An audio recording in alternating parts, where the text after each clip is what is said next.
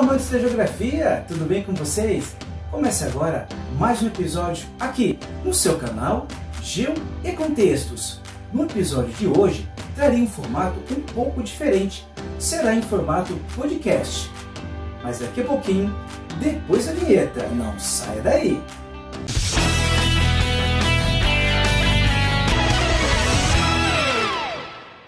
Mas antes, se você ainda não é inscrito aqui no canal, aproveite o momento agora para fazer a sua inscrição. E não esqueça de ativar o sino das notificações na opção Todas, para você não perder nenhum episódio aqui do canal. E lembre-se, conecte-se com a geografia, conecte-se com o canal Geo e Contextos, aqui com o professor Paulo. Segue o vídeo. O vídeo de hoje traz um formato um pouco diferente, será em podcast, que vai tratar sobre o declínio da União Soviética e o fim da Guerra Fria. Se liga aí! Mas para a gente falar sobre o declínio da União Soviética e o fim da Guerra Fria, vamos entender o contexto de como o bloco socialista, dono de uma enorme influência política, ideológica, econômica e tecnológica que marcou a história do século XX, deixou de existir de um dia para outro. Vamos então conhecer uma breve história da União Soviética e entender os caminhos que, em 91, resultou no declínio desse grande império. Vamos lá? A origem da União Soviética remonta aí de 1997, quando a Revolução Bolchevique, depois do czar Nicolau II, estabeleceu um Estado socialista nos territórios do que até então era o Império Russo. Em 1922, logo após a Rússia anexar repúblicas mais distantes, foi estabelecida então a gigantesca União, cujo primeiro líder foi o revolucionário marxista Vladimir Lenin. Desde o início, governar um Estado tão complexo e diverso era extremamente difícil, ainda que originalmente o plano era que a União Soviética tivesse uma sociedade democrática. Em substituição à autocracia czarista, o bloco acabou tomando o caminho do autoritarismo, consolidado com a ascensão de Joseph Stalin ao poder em meados da década de 1920. A Constituição Soviética, adotada nos anos de 1930 e modificada nos anos de 1970, estabelecia que as regiões e nacionalidades estariam representadas em um parlamento conhecido como Soviete Supremo. Na prática, porém, todas as decisões, incluindo a eleição do líder da União Soviética, ficavam nas mãos do Partido Comunista, mais precisamente um pequeno grupo de dirigentes poderoso. Com Stalin, o Estado começou a controlar cada aspecto da vida política, econômica e social. Aqueles que se opunham às suas medidas eram presos e enviados a campos de trabalhos forçados ou executados. O cotidiano de 290 milhões de soviéticos era de opressão e exclusão das decisões que tinham um forte impacto em sua existência. Mesmo após a morte de Stalin, em 1953, e a condenação pública de suas atrocidades pelos líderes soviéticos, o Partido Comunista continuou ditando o destino do país. O autoritarismo e a centralização da União Soviética resultaram em uma burocracia sem fim e que estendia seus tentáculos a todos os cantos do território e a todos os aspectos da vida cotidiana. Tudo era uma questão de documentos, selos, procedimentos de identificação e notas. A União Soviética acabou sendo um Estado ineficiente. A centralização e a burocracia tiveram impacto no sistema econômico soviético, que tinha como base a ideia do teórico do comunismo Karl Marx de socializar os meios de produção, distribuição e intercâmbio. Isso significou que a economia do enorme bloco foi planificada e regida pelos chamados planos quinquenais, que estabeleciam metas para todas as atividades. Mas a União Soviética perdeu a corrida pela hegemonia econômica com os Estados Unidos, seu principal rival. No final dos anos de 1980, o PIB soviético era apenas a metade do americano. Estava claro que as políticas econômicas soviéticas falhavam. A taxa de crescimento vinha caindo desde o final dos anos de 1950.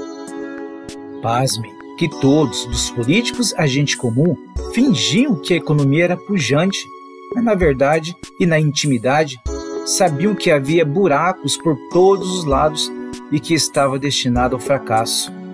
Devido aos problemas econômicos, a expectativa de vida dos homens soviéticos se reduziu, ao mesmo tempo em que a mortalidade infantil aumentou e a estagnação econômica fortaleceu o setor informal e o mercado negro. Com o passar dos anos, o nível geral de instrução dos soviéticos melhorou e milhões de pessoas foram para a universidade. Apesar do Estado restringir o contato com o exterior, esses indivíduos começaram a ter maior conhecimento sobre o mundo. Profissionais bem educados transformaram-se em um grupo social significativo e influente. Estavam abertos à liberalização que viria em meados da década de 1980 com o reformista Mikhail Gorbachev. Este, o homem que ocupou a presidência da União Soviética entre 1985 e 1991, é um fator determinante para explicar o desmanche da superpotência. Chegou ao poder como reformista do sistema, mas terminou como seu coveiro.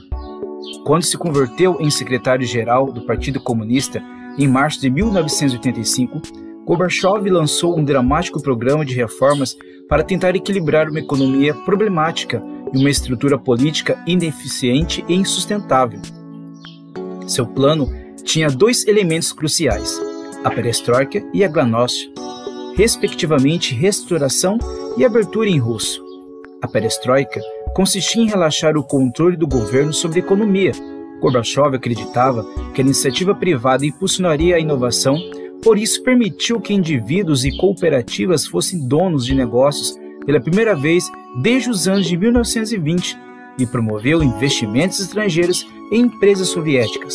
Gorbachev também concedeu aos trabalhadores direito de greve. Já a glasnost consistia em eliminar os resquícios da repressão stalinista, como a proibição da publicação de livros de autores como George Orwell e Alexander Solzhenitsyn, e dar mais liberdade aos cidadãos soviéticos. Gorbachev libertou presos políticos e permitiu que a imprensa publicasse críticas ao governo. Ele também determinou a realização de eleições para o legislativo e, pela primeira vez, permitiu que outros partidos políticos fizessem campanha. Os soviéticos celebraram a democratização, mas as reformas para introduzir a economia de mercado no país demoraram demais para dar frutos. Houve aumento de preços, racionamento, filas intermináveis para obter produtos. Tudo isso gerou frustração cada vez maior com a administração de Gorbachev. O líder também enfrentou enorme oposição das alas mais conservadoras do Partido Comunista, que em 1991 articularam um golpe para tentar derrubá-lo. O levante fracassou por causa da rejeição popular e o respaldo do então presidente da Rússia, a principal república soviética, Boris Yeltsin. Ainda assim, Gorbachev renunciou ao cargo em 25 de dezembro daquele ano. No dia seguinte, assinou a declaração de dissolução da União Soviética. O objetivo de Gorbachev não era apenas transformar as práticas econômicas e a política interna da União Soviética, mas também mudar a maneira como o bloco encarava as relações internacionais. O líder tinha claro que o mundo estava mais interdependente e que o êxito da economia soviética estava condicionado a melhores vínculos internacionais. Ele também acreditava que havia interesses e valores universais que se sobrepunham à divisão entre Ocidente e Oriente, e que nações tinham direito por si mesmas a decidir que sistema político e econômico queriam. Foi por isso que Gorbachev decidiu abandonar a corrida armamentista, além de retirar as tropas soviéticas estacionadas no Afeganistão desde 1979, reduzindo ainda sua presença militar na Europa Oriental. Essas decisões levaram ao fim da Guerra Fria e à derrocada dos governos comunistas dos países satélites da União Soviética na Europa. O movimento teve início em 1989 na Polônia, com a vitória do movimento sindicalista Solidariedade nas eleições nacionais. Naquele mesmo ano, caiu o Muro de Berlim, o grande símbolo da divisão leste-oeste, e na Tchecoslováquia, a Revolução de Veludo derrubou então o governo comunista.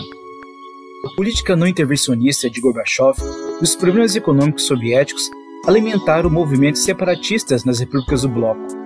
Os países bálticos, Estônia, Lituânia e Letônia, foram os primeiros a romper com Moscou. Logo depois, Belarus, Rússia e Ucrânia se separaram e criaram a Comunidade de Estados Independentes. No final de 1991, 8 das novas repúblicas que ainda se mantinham na União Soviética declararam independência. A Geórgia o faria alguns anos depois. Desse jeito, extinguiu-se a toda poderosa União das Repúblicas Socialistas Soviéticas. E por hoje, fico por aqui. Espero que você tenha gostado do episódio. E não se esqueça, conecte-se com a geografia, conecte-se com o canal Geo e Contextos, aqui com o Professor Paulo. Tchau, tchau!